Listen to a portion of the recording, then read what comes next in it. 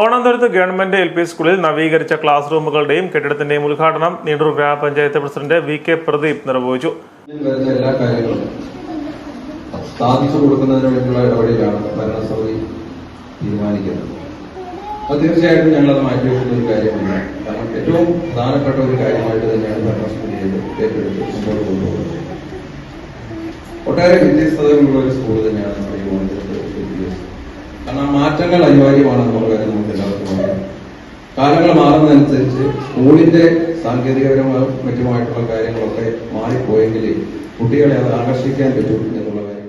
പഞ്ചായത്തിന്റെ ഫണ്ടിൽ നിന്നും 2 ലക്ഷം രൂപ ചെലവിട്ടാണ് കെട്ടിടവും ക്ലാസ് റൂമും നവീകരിച്ചത്.